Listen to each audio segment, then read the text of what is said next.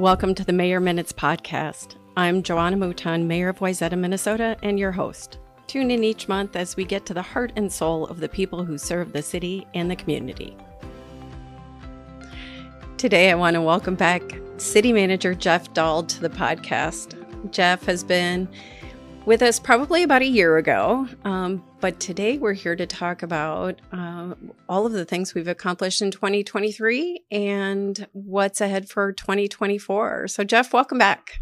Thank you, Mayor, for having me. I appreciate that. Thanks for the invite. I really think it's great that you're doing this along with our staff, a different way to engage the community, which is exciting. Yeah, absolutely. Well, we have a lot to talk about. But first, in 2023, the city of Wayzata continued to positively evolve with the community it serves. We always consider ourselves to be a small and charming lakeside community, and the council has continued to maintain that goal. But our operations have evolved. Our services have evolved to keep pace with surrounding communities and the needs of the community as well. So our goal, in addition to trying to maintain that charm and that small town feel, we also recognized that we needed to have some changes and to continue to expand and improve upon those services, making them robust, and most importantly, operate at the highest level possible, not only for our staff, but for the community members as well. So we've put together, a comprehensive report of the previous year. So I'd like to begin by talking about that. We're going to take a look at all of the wonderful things that the Wayzata City Hall staff has accomplished. And that is definitely in collaboration with input from the council, our different boards and commissions, and our community members as well. Right. So let's talk a little bit about some of those initiatives. And from your perspective, Jeff, what are you most proud of from 2023? Mayor, that's a great question. And of course, you know me, I'm probably not going to just give you the most simple and straight answer. I feel like there's a couple things worth mentioning. I think a lot of times when folks look at the community, what we've accomplished, they look at the tangible, what can they see? And we have a lot of good examples of that just in the past year. Talking about the Ferndale sidewalk connection that we accomplished in the fall of this year, just really bridging a gap between Wayzata Boulevard and Lake Street, which was really significant in our trail master plan. Of course, the Gorilla Room is Panaway. There is so much work done on Panaway for folks that go out to the lake. It's cold right now, but you can see the progress out on the lake. And that didn't just happen. Most of the construction happened over the course of 2023. There was a lot that went into that just in 23 alone to make that happen. The council had to make, difficult decisions, a lot of work with the railroad, permitting, and let alone all the construction dealing with different types of weather and seasonality of the entire throughout the year. So to me, those stand out as the physical projects that we're really, I think we really should be proud of. On the other side, this organization does a lot that a lot of folks probably wouldn't even be aware of. And a lot of it gets to just providing core services that we do really well. But there's people that are involved that are leading those efforts. And unlike, I think, a lot of other organizations, both on the public side and the private side, we've been able to retain and attract really good employees, really good team members. We haven't lost a lot of them like, a lot of organizations have. They're award-winning. Yeah. A lot of them have whether it's certifications, training, or actual awards from their peers or from the state. So I'm really proud of just the quality and just the character of the employees that we have. And that's all led by the council and creating a good working environment. So I'm really proud of that. Yeah. Well, as you should be. And, we talk about, direction from the council. most of that comes from input we get from the community. Right. And we have always touted ourselves as being a walkable community. And we've also identified areas that are less than desirable in terms of walkability. And Ferndale Road was one of those. Right? It's directly adjacent to some neighborhoods. There are paths or trails, I should say, that are through 3 rivers that people try to use. And so that connection was a really important one. And it is one that we explored as a council many years ago. But for different reasons, it didn't move forward at that time. Right. And there were a lot of logistics involved. But we were able to get it done. And we were able to get it done through TIF dollars. Mm-hmm. And so there was no increase to the levy or through CIP projects or funding. Right. So it was really an important part of our mission, which is to continue to create those connections for folks and maintain the highest level of safety for everyone as well. And it turned out really, really great. So I have to agree with you that that's a big project. And Panaway, I mean, that is a massive, massive project. I've been on the council now for 9 years, going on my 10th year. Or actually, I've started my 10th year.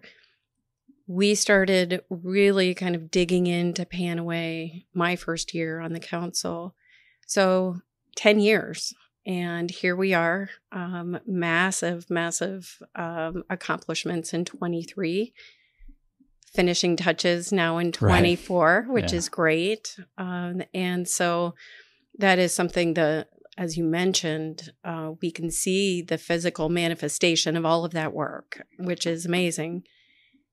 What we don't see, as you mentioned, the permitting process. Just because we're a government organization doesn't mean that we are immune to going through permitting through all of the different agencies, DNR and LMCD and all of these different groups. And you were in some of those meetings that they weren't easy or they don't take it any short. Yeah, we maybe have higher scrutiny, right? And that's the way it should be. We hold ourselves to the highest standard, and so do others, right? And so it is a tremendous amount of work behind the scenes to get to where we are, including the funding aspects for these projects. Right. The supply chain issues, picking materials. Same thing that people deal with when they're remodeling or building a house, right? We have to do those same things. But we also do it with public engagement in mind. So that was another very big component to get to where we are today. Right. And then, as you mentioned, the staff. I mean, the number of accolades and awards, be it from community or professional organizations, really is a testament to also the environment that you provide here at City Hall. So, hats off to everybody for providing that highest level of service that we have come to ask for as a council, but also come to expect as a community, and making it best in class. Amen. Appreciate that. Yeah. And the great thing about our staff is that we've accomplished a lot. We're really privileged and thankful to work in this organization, but we always want to strive for more and obtain that level of excellence. We know that we're just not going to rest on our laurels. So I look for even more accomplishments next year or this coming year. Yeah. And with that, I mean, we have enterprises, right? So we have public-facing enterprises, our Wayzata Wine and Spirits and the Wayzata Bar and Grill. And we are also continuing to push to evolve and remain relevant and, most importantly, profitable, right? And so those are all really big efforts as well by staff. So we have all of these things in motion in 23. What did you see in 23 that was so much more different than 22? What kind of shifts in service or projects or staffing or anything for that matter? What do you think were the biggest differences between 22 and 23? Oh, great question. I think it kind of, what I'm going to bring up kind of manifested itself through the budget process. And as we came out of COVID, we really saw inflation really take a toll. Wayzata really, I think, did quite well during COVID just as a community. Mm-hmm. We have such great public spaces. We have the lake. We're a safe community. And I think people really appreciated that even more so during COVID. So last year especially, we had both, the higher expectation, more services that needed to be provided. And meanwhile, our expectations of our great residents continue to go up, I would say. Sure. That coupled with really high inflation. Yeah. So what does that mean? That the services are needed, and they're needed more so, and the cost of them are increasing. So what's that balance of really meeting the residents and meeting their expectations, and hopefully going above their expectations for a level of service, but also not overly burdening them from a tax perspective? And that's really our primary way of paying for services, is through property taxes. Absolutely. So that's been a tough balance. And as you know, Mayor, going through the budget process, balancing, increasing taxes without really burdening our property owners. And that's why we're, as we move forward, looking at other ways to bring in revenue that really aren't as burdening to our property owners. Absolutely. Last numbers that I remember seeing, we had about 75 full-time employees. Around there, yeah. And about 100 part-time and seasonal.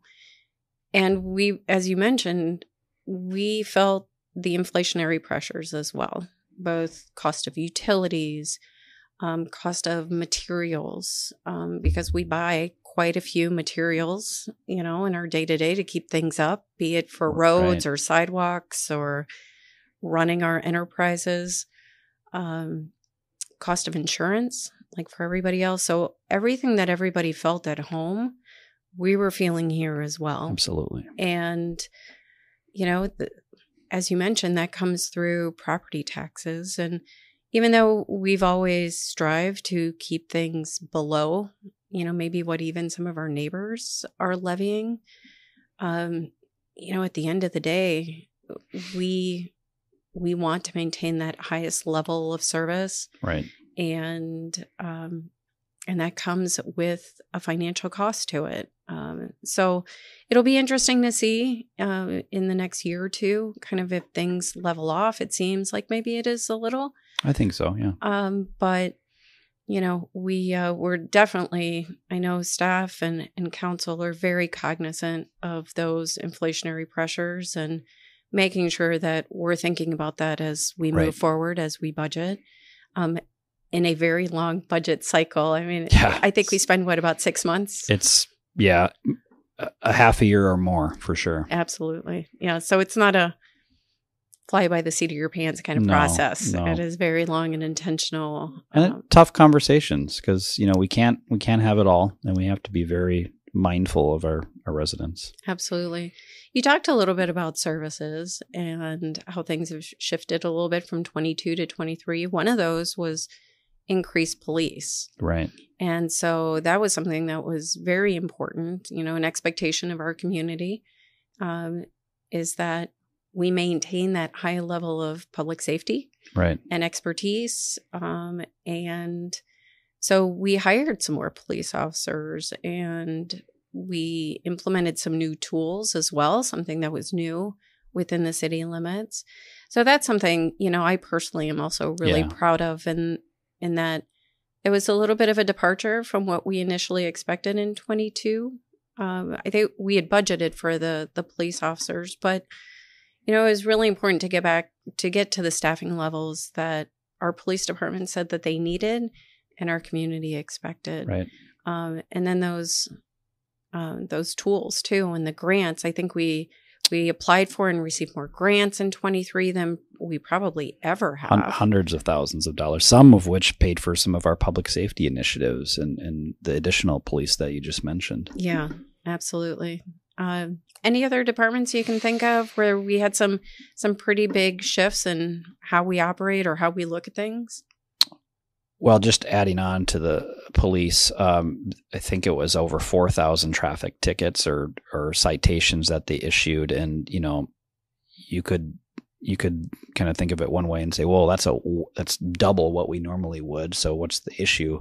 The reality is that we just had more presence out there, and our police department, along with our community, when people come to Wayzata, we expect them to follow the rules. Absolutely. So setting that presence and that expectation was really necessary, especially during the summer months when it's really busy here. Yeah. So I look at that as a positive, and I do think we had overall. I don't know, unfortunately for you, Mayor, you're the one that gets all the or most of the calls where people are very incensed about what's happening in front of their street or the doorstep, which is completely appropriate. But I think there were less last year, and quite few, just because of that additional police presence that we had. Yeah, absolutely. And I just want to hats off to the chief and Right. deputy chief for exploring, how do we make policing different? How do we continue to innovate, which is another area that in our strategic plan with council and staff, Right. where the council really encouraged innovation. How can we be doing things differently to achieve the objectives? And so, putting in some of the cameras around town and the technology piece, I think, according to the chief, drastic shift in policing Right. for the better. Yep. So that's fantastic. Now, you talked a little bit about the Ferndale sidewalk, and we talked about walkability. Can you talk a little bit more about that and where you've seen the biggest changes in terms of walkability around town and kind of where we are today, but also kind of what are we looking at in the future? Yeah, it's part of what makes Wayzata special, and keeping that small town charm and feeling is just the ability to go from your door and walk to the coffee shop or the grocery store or whatever. And thanks to the planning that the council and our other boards and commissions have done, we've got pretty robust plans that show gaps and projects that we can move forward with to close those gaps and to make it a lot more walkable. So in addition to Ferndale, for example, all of Panaway is really, in addition to better, taking advantage of the lake, our greatest asset is really to provide for a walking loop and to get people out walking around rather than right on the street. So once the lake walk is finished, that'll be a nice, great, over half-mile loop for people to walk around on Lake Minnetonka, which is really special. That's amazing. In addition to that, there's a lot of, like I mentioned, there's a lot of planning involved. In last year, our community development department, Emily Gellner, community development director, Emily Gellner, really led a process that put together future, ideal transit opportunities and safety improvements, because Wayzata Boulevard is a very busy corridor, as well as like what does land use look like along that corridor down the road. That all takes a lot of people in, both community members of the appropriate committees, boards, commissions, and the council, as well as consultants that will, utilize their expertise in order to get to a really nice foundation that really can help guide the community. So that whole process takes a lot. That took about a year and a half, but I think it was in the fall. Mm-hmm. The council considered a Wayzata Boulevard corridor plan that really laid out future both transit improvements and future land use that really is catered just specifically to Wayzata Boulevard. There's been a lot of effort, put on Lake Street over the years, and rightfully so. But there's a lot of opportunity to make Wayzata Boulevard not only safer, not only easier to travel through, but also more pedestrian friendly and really connect to kind of Lake Street and downtown Wayzata.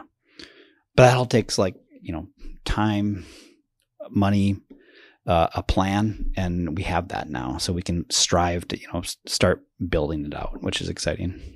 It is, and it's necessary because of all of the different components and how different Wayzata Boulevard is from east to west. Right. We have residential, we have institutional land or parks, right, that are city owned. We have a transit corridor, right, a metro transit park and ride, to consider. We have churches, we have shopping, we have all kinds of services, schools along the way, schools as well. That's a really good point. And we don't own it. We don't own the dirt, right? From most of it. Anyway. Yeah, there's a big part that belongs to the county, and they're responsible for. Right. And so we can't just summarily make those changes without a lot of collaboration and partnership with Hennepin County, for example, with Metro Transit on their space, and obviously from input from the community members, from the business owners, the landowners, because this is a plan. How long are we looking at? 20, 30 years into the future? Exactly. This isn't something over the course of a year that we're looking to change. Right. This is going to be a very long, thoughtful process. So it's not to say it may not still continue to evolve as the environment changes or circumstances may dictate. But I think it's a really good step rather than addressing it piecemeal as development applications come forward, understanding what do we want that to be. Right. So, a lot of work there. A lot of work, and a good example of why a plan is necessary is, there's a couple of gaps in Wayzata Boulevard around, as you go east towards Highway 12 around, Holiday and some of those retail locations. I think it's a good question by our residents to ask, why doesn't the city just fill those gaps and, work with the property owners to put in a sidewalk? Well, the answer is that costs a lot of money. And is it a smart financial decision for the city to do that now or wait a couple of years when it can be done, in perspective to a grander plan so we make sure it's done right long into the future with a funding partner of Hennepin County? And all that needs to be collaborated and coordinated together. So and budgeted. We have that, and budgeted, and that takes, years, right. 5 to 10 years sometimes. Yeah, because the stretch of the Ferndale sidewalk, which is a small stretch compared to Wayzata Boulevard, was $550,000. That's exactly right. Yep. Yeah. So for perspective, and then we're also looking to make safety improvements. So not just the walkability component, but turning lanes and whatnot on Wayzata Boulevard itself. Right. Yep. So to put in a sidewalk that might have to get ripped up in a couple of years' time or 5 years' time seems wasteful. So we want to make sure that we're thinking about all of these different moving parts and how to implement them efficiently. In a $500,000 project, it may not seem like a lot, but that's essentially 10% of our levy. Exactly. A little less. And that's, so for folks at home, 10% of your city taxes would go to that. That's a significant amount. It's very big. That's right. So we talked a little bit some of the initiatives to make Wayzata more walkable in 2023. Let's talk a little bit about, we had a lot of other projects and milestones along the year. Solar panel installation. So can you talk a little bit about that and some of the other initiatives that people may or may not know about? Yeah, happy to. Really proud of what we accomplished last year in all different types of departments and initiatives. You mentioned the solar panel initiative. That was a project that, again, get back to planning, was in the works by our Energy and Environment Committee for several years. And like everything else, it takes a lot of time to kind of understand the details of what should be done, get the consent of the council, and then put it in a plan. In this case, it wasn't something we necessarily have had to raise money for, because the great thing about solar is that it saves money. And over time, all the solar on the city facilities that will be installed from last year up till spring of this year will save the city around $800,000, and that's real dollars. It's not future, so it's actually more than that. But in today's dollars, it's $800,000. We like that, right? We do. That it saves money. It reduces our overall tax burden, and of course, it's the right thing to do because that means with the amount of solar that we've added, at least a third of all of our energy that we consume is going to be renewable energy. I think there's probably still more we can do in the future, but that's a good start. Certainly, we're putting a pretty big dent in getting to the ultimate goal of more renewable energy. Sure. And it's saving money at the same time. So that's really something that we're all proud of, and kudos to the Energy Environment Committee for really shepherding that. All volunteers. All volunteers. Who were very passionate about it. And we've installed the solar panels at City Hall, Public Works, and at the Muni operations. Right. So the bar and grill and restaurant. And the library too. And the library. Yeah. That's right. Yep. Yeah. So we have a few more kind of feathers in our cap, so to speak. You mentioned the Panaway Lake Walk construction. Right. We talked about traffic safety. One of the grants, we didn't talk about this when I initially brought up traffic safety. Was that a state or federal grant for a traffic enforcement officer that basically pays her salary? That's a great question, Madam Mayor. Yeah. I think it's a federal grant, but I'd have to double check. Okay.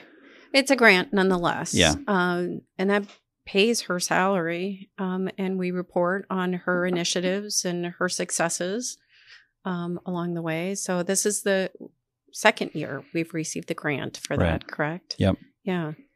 And she's really taken it, committed to it, and it's kind of cool for our officers to have different kind of focus areas. We have the school resource officer, we have a traffic officer, we have ones that are focused with their canine, Riggs, who's our apprehension dog. Apprehension dog, and then we have Loki, who's our search and rescue dog. Mm-hmm. So we have the chief and deputy chief Baker have created these kind of areas where officers can focus, which is pretty cool. Yeah, that's fantastic. And we still have a bike patrol. Right, yeah. And then our investigator, chief investigator, I don't know if he has any additional personnel. He's a detective and a sergeant too, yes, so he's got both hats. He's busy. He's great. Busy. Yeah, so that's absolutely fantastic. And we patrol not only Wayzata, obviously, but we have a partnership with the city of Long Lake. So we support them, provide police services to them as well. Now, one of the things that is always top of mind for the council is how we're doing operationally in terms of our enterprises. So wine and spirits and the bar and grill, because those profits effectively lower our levy every year because we put those profits back into special projects and reduces the tax burden on our residents. Can you talk a little bit about what the changes were in 2023 to those profits and what we can look forward to in 24? Yeah, a great year in 2023. And as I mentioned before, I alluded to COVID. We're really kind of returning to, I wouldn't call it a new norm, or I wouldn't call it how it was before. It's a new norm. Really, with coming out of COVID, we saw profits with our liquor store go up considerably because a lot of people were consuming at home versus going out. Sure. And that shifted significantly. So kudos to our general manager, Kevin Castellano, and our wine and spirits, working with a consultant last year. They really put together a plan that would, despite potentially declining sales or just less traffic is probably a better way of saying that, just because habits are changing. How do we maximize profits and make sure that we're still retaining folks and people still know about our great liquor store and our customer service? So they pulled a few levers to increase profits despite, the sales not increasing at the same rate. So that was really impressive. Our profits in that specific enterprise, wine and spirits, went up around 50%, which is huge. That's massive. And our bar and grill, COVID was tough, Mm-hmm. but they really have returned even better than how it was before. Sales are at an all-time high. Now, you can kind of disclose that if they should be with inflation, but they're increasing at a rate higher than inflation. And what's been really impressive is that the profit margin has increased significantly, despite, variables that we don't have much control over, which is, labor and cost of food. Our profits and our ability to bring people into the store has only increased. So a great year for the Bar and Grill as well. They didn't see as high of an increase in profit percentage than wine and spirits, but they both beat industry norms, which is impressive. That's fantastic. And you mentioned the consultant that Wine and Spirits worked with. So for 2023, they worked almost the entire year with the consultant, either identifying or ultimately implementing recommendations that came out of the study that the consultants did. It was very in-depth, everything from computer systems to staffing, rewards product, programs, everything. Right. But 2024 is the year for the Bar and Grill. So we may see even more changes, more a higher profit margin. Kind of depends on what the findings are that come out of that particular study. But it'll be really interesting to see how what they do. One small change that got implemented in 24 is brunch on Sundays. Right. Yep. Yeah. Rolling that out. A limited brunch, but another option for folks in town who may want to head out on a late Sunday morning with their family and enjoy some good food and Bloody Mary maybe. Yeah, absolutely. So and kind of a sneak preview, they'll be continuing to work on initiatives in the Bar and Grill, but we're working on some menu changes and overall operational changes in the evening hours too in the bar area. So that's exciting. Not sure quite yet when that will roll out. You mentioned that it's so focused on the Bar and Grill. One of the initiatives as a result of that is to just work with Wine and Spirits even better and in coordination, some of their marketing initiatives and some of the other things that they can actually partner with to maximize their presence and their brand. So that'll be interesting how that happens. Not sure how that's going to look yet, but we're working on it. Wonderful. Well, fantastic. So we talked about the Muni Profits and Traffic Safety Panaway. It's been a full year, that's for sure. 2024, any big projects, predominant focus areas that the public should be aware of? Yeah, a few things, Mayor. One is we're going to have, I'll just say this. There's a couple of projects that I think that deserve to be mentioned, but we're going to continue to push just to do everything that we do really well. We're pushing for excellence, and that's in every department that we have. And one thing I will say is that we have 4 elections coming up with the new shift in how we operate our federal elections, but we also have local elections, and we also have primaries, and we have a county commissioner special election. That's right. I guarantee you that our election process and our leader of our elections, Kathy Learvig, our city clerk, is the best in the business. And anybody that comes to City Hall to vote, and there's a lot of you out there, yes. Which is great, they will have a great experience, and everything's to order. And but that takes a lot of time and energy. So I did want to note that as something that we take very seriously here. And I think our community understands that and sees that. But in terms of specific projects over this next year and going towards excellence, our staff just read the book Good to Great. Mm-hmm. And, one of the focuses in that book, or one of the themes, is really kind of doing what you do and do it well. And that's what we're really trying to do. Our core services are, I just mentioned elections, but the way we plow streets, the way we maintain and operate Panaway, your water, your sewer, everything that we do it well. So above all the projects, that's going to be our main focus. In addition to that, the big thing will be completing Panaway. Sure. And there's still a fair amount to do with Panaway. As anybody that can see out now during the winter, the actual lake walk has been installed. There's still some finishing touches that'll need to be put on. That'll take a couple months. Our docks are kind of the last remaining big element of that. Sure. So that'll happen, over the next few months as well. And, there'll be pilings and a barge out there too. So, and as you mentioned before, there's a lot that goes into that most people probably don't see, but that'll take up a fair amount of staff time. We're going to continue to engage for Clapridge Park.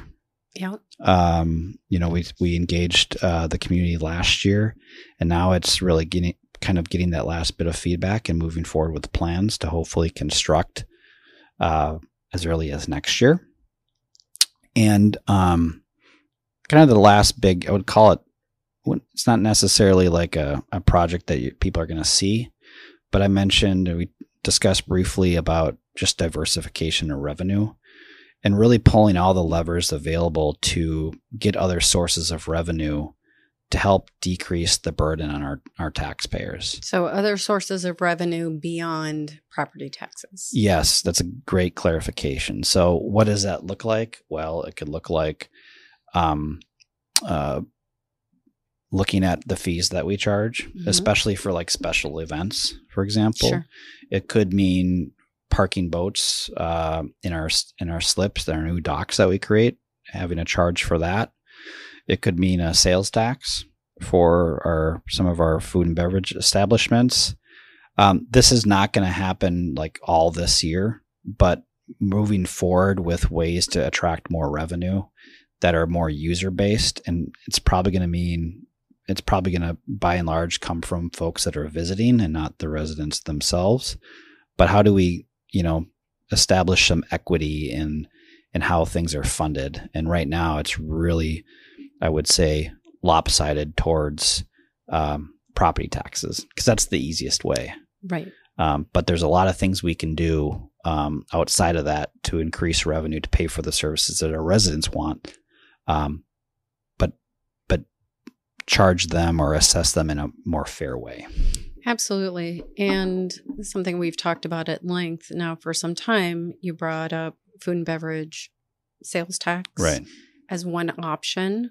Now, that's not something we can just implement ourselves, right? We need permission from the state, and it has to go through it needs to go through legislation. Exactly. Yeah. So if it was something that we could just do, we would have proceeded in that direction, because as we talked about when we were even contemplating moving forward with something like that, the study of who was coming to enjoy our wonderful restaurants, our food and beverage establishments, 90%. It's 90%, which is the highest. Bar none. Yeah. Of any community are people from outside of the city limits of Wayzata. Right. And we love having them.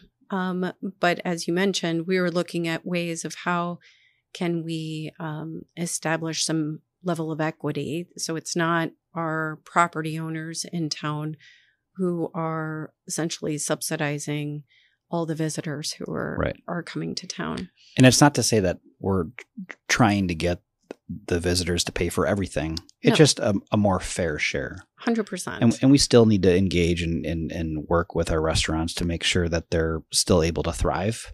Absolutely. But we're, as you mentioned, we're just looking for more equity with that kind of ratio. 100%. And in part of that study also was the, as we look at surrounding communities, the number of communities that actually have either a general sales tax on goods and services for specific to their community, or food and beverage tax, and sometimes both.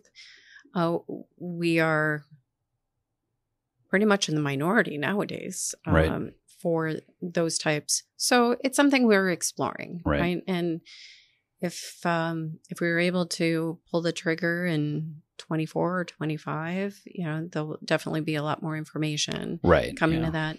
And the same thing with our docks. You mentioned looking at revenue for the docks and basically like parking, right? Pay for parking. Right.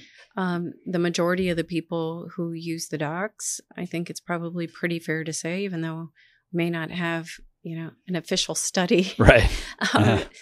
We've got some napkins that show some numbers. But exactly. Back of the napkin estimate is that the majority of the people who are coming to Wayzata via boat are not going to be residents. Again, just looking at opportunities that might be there that don't dissuade people from coming to town, but allow for that equitable division of the cost to either maintain or, enhance as we go. And where there's opportunities for Wayzata residents to really not be burdened by those fees as well. So for for boat parking, if a Wayzata resident parks a boat, maybe we're able to allow them to park for free with a sticker or something. So we're trying to balance all that. Absolutely. Tax is a 4-letter word. We get it. But, yes. But if we can show that we're actually having a positive, which would be a decrease in the levy or less of an increase because of the sales tax and other mechanisms, I think it's pretty compelling. Absolutely. It's fee for use at that point. Right. Exactly. If you use it, you pay for it. If you're not using it, you shouldn't have to pay. Right. Right. Yeah, exactly. So, well, good.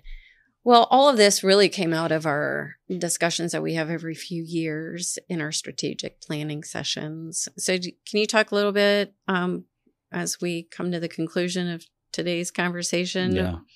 What's in the 24 to 26 strategic plan? What can people look forward to? Well, there's a lot of goodies.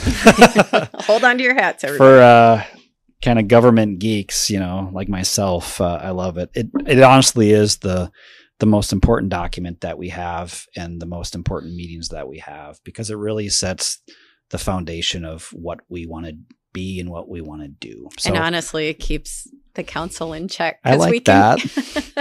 I would say it keeps you focused. It does keep us focused. Because you guys get a lot of distractions. And if you try to solve every problem with one solution, sometimes you look back at the end of the year and what really did you solve?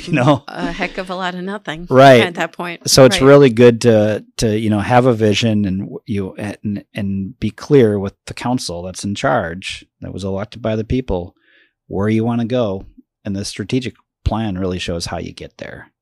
And how you get there is done through our values as an organization. What kind of organization do we want to be? So this summer we went through all of that. And it took, we had the right people in the room. We had the council with members of the leadership group and a great facilitator who really corralled us and got us to where we needed to go in terms of, what kind of community we wanted to be and what were our priorities that we wanted to focus on. And this past year, our priorities, I would say they shifted a little bit, and we consolidated a little bit and really focused on 3. The first one was the diversification of revenues, and that gets to what we just talked about with how do we make it more equitable for our residents and lessen the burden on our taxpayers. So it means residents and our commercial property owners as well. The next one was achieve and sustain operational excellence. That gets back to just, the good to great, really focus on what you do well and do that really well. Mm-hmm. The last one was sustain community character and safety. That's a pretty broad initiative, but it's intentional because it encompasses how we develop as a community, our infrastructure, and then our operations too, and making sure that it's resident focused and we're above all providing a safe community where everybody, regardless of where they come from, feels safe and welcomed. And those 3 categories, how many initiatives over the course of 3 years, estimate, we have about 40?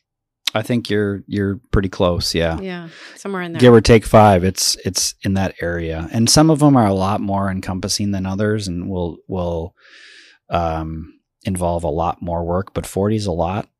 It is a lot. But I'd rather have set the bar high than low. And I feel confident that we'll accomplish most, if not all. But, as you mentioned, as I mentioned, actually, there's a lot of distractions. And I'm quick to point out when a council member may kind of come up to me and say, hey, can't we do this? Well, if we do that, then that might take away a little bit from all these 40 initiatives. And if we really were serious about accomplishing all those 40 initiatives, we might have to say no, or let's punt that for a few years. So it's a tough balance. Well, and it can also take away from that high level of service that we For want to sure. provide, because this is in addition to the day-to-day work. Right. So this is layering on top of the basic fundamental responsibilities that each of those 73 full-time employees has. We're looking to them to contribute to this 40 plus list in some form or fashion with their department head, or just to execute on it. And some of it's low-hanging fruit. Some of it is pretty quick, tick the boxes. But other initiatives are 18-month, 2-year long initiatives, because there are so many moving parts to them. And to try and be realistic of how we can get that done with the staff that we have. So, right. And so it's a lot. It is. And we take it very seriously from the, couple times a year that we provide progress updates to the council. And, Yes. rightfully you hold us accountable to these goals. And then And the timelines. Mm-hmm. And with me and my staff, we track these, every few weeks to see where we're at. And if things are falling behind, is that okay? What's the deal? If we're, if we can check one off, then we celebrate and have, celebrate our success, but then move on to the next one. So. And then there's also the appropriate point in time where we need to reprioritize. Sure. If the landscape has changed in Right. some form or fashion. And so it doesn't mean it falls off the list. And, maybe 18 months down the road, we relook at things and think, maybe that isn't a priority anymore, or maybe Right. we don't want to focus on those things. So it's a guide. Right. It's not set in stone necessarily, although we like to stay as true to the timelines and what we say we're going to accomplish as possible, but understanding sometimes there are some outside influences that may impact, For sure. how we do. So this information is available to the public. Obviously, it's a public document, and we encourage people to go out and take a look at the items that the council felt were important based on the feedback that we've received over the last year or two from the community, Right. conversations with staff. But that can be found, the entire report at wayzata.org/annual report. In addition to the strategic plan. So Right. we have the annual report, which is one document. We have the strategic plan, which you just referenced with the 3 categories. That's a separate document, but people can search online Yeah. for strategic plan and the link will pop up. Correct? Yeah, and they're all related. The annual report really does a good job of summarizing, all of our activities, including what's in our strategic plan. So they're all interrelated, and you can find each other or find both of them kind of in the same spots on our website. Fantastic. Well, Jeff, thanks so much. I always enjoy our talks. I enjoy the banter as well. I do. When you talk about government geeks, I think I can officially classify myself as one of them because I always enjoy this conversation. Likewise. And so thanks so much for being here. And I can't wait to see what 2024 brings. Thank you, Mayor. And thanks for all you do. Yeah. Thank you for listening to this month's episode of the Mayor Minutes podcast. Be sure to subscribe on your favorite listening app so you don't miss an episode. You can listen to the latest episode and find links to available streaming platforms at wayzata.org/mayorminutes or stream the video recording on YouTube.